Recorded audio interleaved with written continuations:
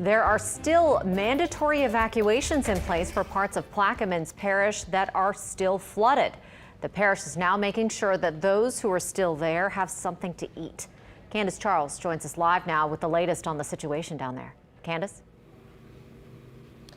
Yeah, about an hour ago, I spoke to a deputy who actually just came back from Lake Hermitage to drop off some food. Behind his vehicle, he had an airbus because, guys, it's really difficult to get through many of these neighborhoods. Similarly here, as you can see, some car just got stuck right now, but decided to just go ahead and drive through. They had stayed there for a little bit. They were trying to walk through. These waters are really difficult to walk through, and quite frankly, they're quite dirty as well. So they did decide to go ahead and drive through, but you can see there's just so much water in front of people's homes. They're not able to easily get back to their homes. And for those who did return here to Myrtle Grove, now they are just looking at the damage and making sure that they don't get stuck in their homes without power, food, or water.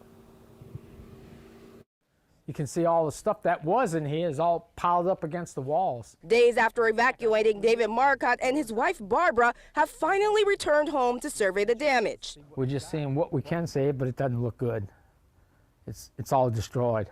The Marcottes have lived in Myrtle Grove for 16 years. I'd say it was equal to or worse than Katrina. We didn't have this much damage. Now the water is 5 to 6 inches, continuing to make the area hard to drive through and live in. That was the only way in, was airboat.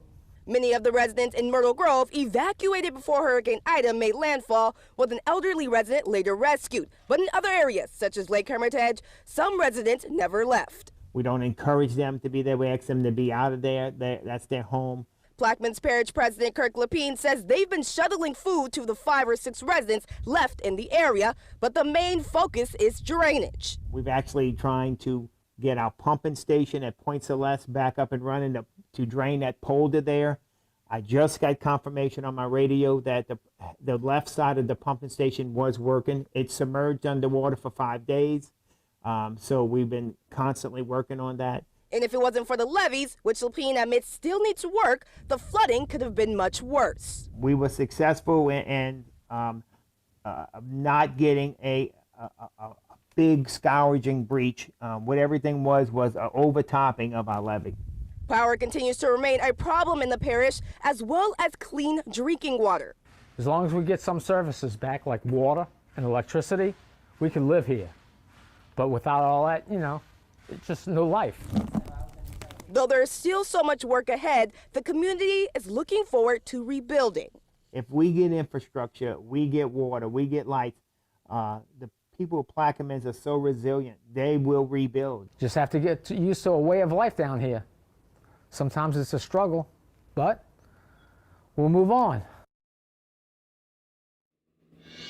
Yeah, certainly so. Now, if you do come down here to Myrtle Grove to look at your belongings at your home, just try to stay out of the water. It is pretty dirty, dangerous. There might be snakes in it, alligators. You just don't want to be walking in the water. And it's really hard to drive through as well. So you want to see if you can have somebody come over here and maybe bring you on a boat, airboat, or see if you can get some assistance, maybe a high vehicle as well. Now, to find out more information about what is going on in Plaquemines Parish, you want to go to their Facebook page for all the updates of point of distribution. They'll have food, water, MREs, everything that you need to know about what is happening in this parish.